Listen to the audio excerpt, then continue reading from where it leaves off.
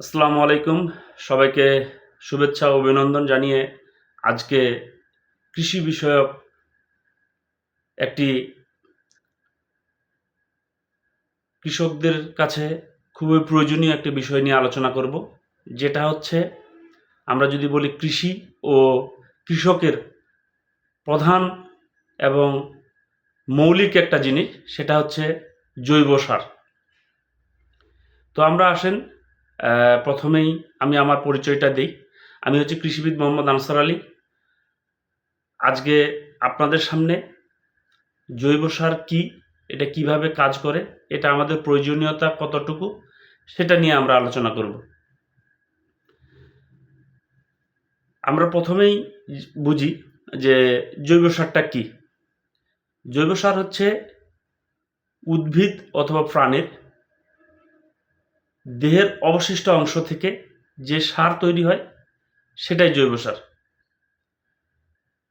এবং আমরা আরও যদি সহজভাবে বলতে পারি, যেমন ধইঞ্চা, তারপর হচ্ছে যে কোনো ফসলের অবশিষ্ট অংশ, যেমন আমরা যদি বলি ধান, ধান কাটার পর যে খড়টা থাকে সেটাকে যদি আমরা জমিতে পচিয়ে সেখানেই ডিকম্পোজ করতে পারি, সেটাও আমার জমির জন্য, ফসলের জন্য জৈব সার হিসাবে কাজ করবে। তো প্রাণী থেকে যদি বলি, গরুর গোবর, মুরগির বিষ্ঠা, এগুলার অবশিষ্ট অংশ যে আমরা জমিতে যদি ব্যবহার করি, যে আমরা সেখান থেকে পুষ্টি উপাদান পেয়ে থাকি, এটাকেই আমরা জৈব সার বলি। তো আমরা এখানে আজকে এই জৈব সারটা কেন আমাদের কৃষিতে এতটা প্রয়োজনীয় এবং কেন জৈব সার কৃষককে ব্যবহার করা বাধ্যতামূলক, সেটা নিয়ে আজকে আমরা এখানে মূলত আলোচনা করব।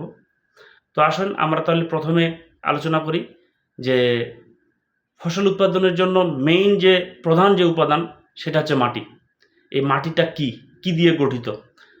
আমরা যদি বলি, মাটি হচ্ছে ভূপৃষ্ঠের দানাদার, গতিশীল, প্রাকৃতিক একটি বস্তু, যেখানে উদ্ভিদ শিকড় বৃদ্ধির মাধ্যমে সেই জায়গা থেকে উদ্ভিদের সকল পুষ্টি উপাদান এবং পানি এবং বায়ু সংগ্রহ করতে পারে, তাকে আমরা মাটি বলি।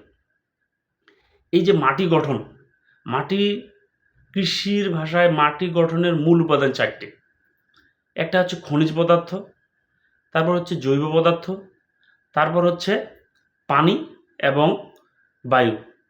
এই চারটি ভাগের সমন্বয়ই হচ্ছে মাটি। খনিজ পদার্থের পরিমাণ হচ্ছে 45%, এখানে জৈব পদার্থ হচ্ছে 5%, তারপর হচ্ছে বায়ু হচ্ছে 5% এবং পানি হচ্ছে 5%। এটার যে কোনো একটার যদি কম বেশি হয়, তাইলে আমরা ফসল ফলাতে গিয়ে বিভিন্ন সমস্যার সম্মুখীন হব। তো আমাদের আজকের যেটা মেইন আলোচ্য বিষয়, জৈব সার। আমরা যখন যে কোনো ফসল ফলাই, তখন আমাদের কি প্রয়োজন হয়? মাটিতে জৈব সারের, জৈব পদার্থের উপস্থিতির প্রয়োজন হয়। সেটা হচ্ছে 5%। মাটি আমরা যেটা বুঝলাম, যেটা হচ্ছে প্রাকৃতিকভাবে গতিশীল একটি প্রাকৃতিক বস্তু, সে যেখানে উদ্ভিদ তার শিকড়ের মাধ্যমে সেই মাটি থেকে সকল মৌলিক পুষ্টি উপাদান গ্রহণ করতে পারে। তার মানে আমরা যদি বলি, কৃষির ভাষায় 6 থেকে 7 ইঞ্চি উপরের স্তরকে আমরা মাটি বলি। কারণ এই জায়গাটাতে জৈব বস্তুর পরিমাণটা সবচেয়ে বেশি থাকে, রিচ থাকে। এখানে বাতাস, যেটা বায়ু বলি আমরা, এই বাতাসের পরিমাণটা বেশি থাকে, পানির ধারণ ক্ষমতাটা বেশি থাকে। তো যদি আমরা বাংলাদেশের গড় অ্যাভারেজে, বাংলাদেশের কৃষির যে বর্তমান পরিসংখ্যান, এখানে দেখা গেছে যে 1.5%-এরও নিচে জৈব পদার্থের উপস্থিতি। যদি এটা হয়, তাইলে আমাদের যে জমিগুলোতে আছে এই জমিগুলোতে কি হবে, ফসলের যে পুষ্টি উপাদান এই সরবরাহতে ঘাটতি দিবে। যদি মাটিতে নির্দিষ্ট পরিমাণ জৈব সার না থাকে তাইলে কি হবে, তাইলে প্রত্যেকটা যে পুষ্টি উপাদান থাকার কথা সেগুলা থেকে ব্যাহত হবে।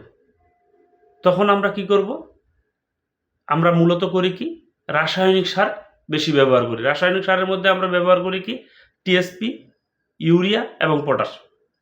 এই তিনটার উপর ভিত্তি করে আমরা ফসল বর্তমান ফলাচ্ছি। কিন্তু এতে আমাদের জমির যে উর্বরতা, জমির যে পিএইচ মান, জমির যে গাঠনিক অবস্থা এটাকে নষ্ট করে ফেলতেছে। তো আমাদেরকে এই জায়গা থেকে ফিরে আসতে হবে। আমরা যদি এই কাজটা করি যে বারবার কৃষিতে শুধু রাসায়নিক সার ব্যবহার করি, ইউরিয়া অথবা টিএসপি অথবা এমওপি, যেটা হচ্ছে মাটি একসময় অ্যাসিডিটি হয়ে যাবে। যে আমরা যদি আজকে দেখি যে প্রত্যেকটা ফসলের জন্য আমরা প্রচুর পরিমাণে নাইট্রোজেন ব্যবহার করতেছি। আমরা যদি আমাদের এলাকায় দেখি যে 33% জমিতে ইউরিয়া বা নাইট্রোজেনের ব্যবহারের হার প্রায় গড় এভারেজে 50 কেজি, টিএসপি 50 কেজি, এমওপি 30 থেকে 35 কেজি, যেটা আমাদের মাটিকে একবারে মানে নষ্ট করে ফেলতেছে। কারণটা কি, আমরা এত পরিমাণ সার কেন দিচ্ছি, প্রতি বছর আমরা সারের ডোজ বাড়াচ্ছি। কারণটা হচ্ছে আমার মাটিতে জৈব উপাদানের পরিমাণ কমে গেছে। আর জৈব উপাদানের পরিমাণ যখন কমে যাবে, আমরা যত বেশি সার ব্যবহার করি এতে আমার সার উদ্ভিদ এর সেই পুষ্টি উপাদান গ্রহণ করতে পারতেছে না। কারণ পুষ্টি উপাদান গ্রহণ করার জন্য মাটিতে যে মাইক্রো অর্গানিজম থাকা প্রয়োজন সেই মাইক্রো অর্গানিজম থাকে না। কারণ মাইক্রো অর্গানিজম সেখানেই থাকে যেখানে অর্গানিক মানে জৈব পদার্থ বেশি থাকবে, সেখানে মাইক্রো অর্গানিজম বেশি থাকবে। কারণ আমরা যেটা জানি যে বাংলাদেশের মাটিতে জৈব পদার্থের অবস্থা বর্তমান 1-1.5%-এরও নিচে। আমরা যদি দেখি 1 চা চামচ মাটিতে প্রায় 6 কোটি মাইক্রো অর্গানিজম থাকার কথা, কিন্তু আমাদের দেশের যে গড় অ্যাভারেজে সেখানে 1 থেকে 1.5 কোটি। যদি মাইক্রো অর্গানিজম কম থাকে, আপনি যে টিএসপি দিচ্ছেন বা ইউরিয়া দিচ্ছেন এটাকে কি করতে পারতেছে না, সে ভাঙতে পারতেছে না, আপনি যত বেশিই দেন। তো যদি ভাঙতে না পারে তাহলে গাছ গ্রহণ করবে কিভাবে, তখন আপনার বেশি দেওয়ার প্রয়োজন হচ্ছে, অপচয়টা বেশি হচ্ছে। আর আপনার যদি জৈব পদার্থ বেশি থাকতো, মাইক্রো অর্গানিজম বেশি থাকতো, তাইলে আপনার জমিতে বায়ু চলাচলের পরিমাণ বেড়ে যেত, পানির ধারণ ক্ষমতা বেড়ে যেত, আপনার মাইক্রো অর্গানিজম বেশি থাকতো।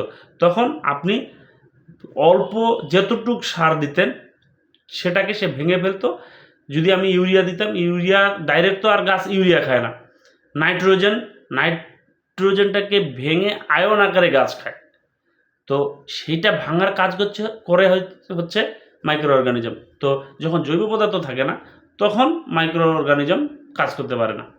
তো আমার মাটিকে পানি ধারণ ক্ষমতা বাড়াইতে চাইলে, আমার মাটির সকল পুষ্টি উপাদান সঠিকভাবে রাখতে চাইলে, আমার মাটির যে গাঠনিক অবস্থা পরিবর্তন করতে চাইলে জৈব পদার্থ, জৈব উপাদান 5% মিনিমাম রাখতে হবে। তো এই কারণেই আমাদের মাটিতে আজকে ফসল উৎপাদনের খুবই অন্তরায় হয়ে দাঁড়িয়েছে। তো এই জন্যই আমাদেরকে অধিক হারে জৈব পদার্থ যোগ করতে হবে, যেন আমার মাটি নষ্ট না হয়ে যায় সামনের ভবিষ্যৎ, নাইলে আমাদের ফসল উৎপাদনের জন্য অনেক কষ্ট হবে। এবং আমরা যতই সার ব্যবহার করি একসময় আমরা কোনো ধরনের সারেই আমরা ভালো ফসল উৎপাদন করতে পারবো না। এই দিক বিবেচনা করে জৈব সার আমরা বিভিন্নভাবে ব্যবহার করতে পারি। গোবর পচিয়ে করতে পারি, পোলট্রির লিটার থেকে করতে পারি, ধইঞ্চা জমিতে লাগিয়ে সেটাকে চাষ দিয়ে জমিতে জৈব পদার্থের পরিমাণ বাড়াইতে পারি, কিন্তু মেইন কথা হচ্ছে যেটা আমার জৈব সারের পরিমাণ, জৈব পদার্থের পরিমাণ আমার বাড়াইতে হবে। তাইলে আবার অন্যান্য যে রাসায়নিক সার সেটার পরিমাণটা ব্যবহার কমে যাবে। তো সবাইকে ধন্যবাদ। এতটুকুই ছিল যে আপনারা কেন জৈব সার এত গুরুত্ব, জৈব সার ব্যবহার করতে হবে। ধন্যবাদ। আসসালামু আলাইকুম।